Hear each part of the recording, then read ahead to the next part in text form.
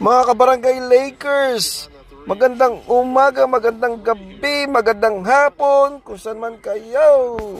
Nandito na naman po tayo at magbabalita po tayo ng Lakers versus Dallas. 4:30 po nagsimula, late po ako, may trabaho po, alam niyo na po, syempre dito.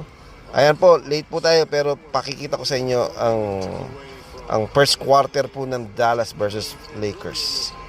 Galing sila sa panalo ng kanilang in-season tournament. Okay? Tingnan natin.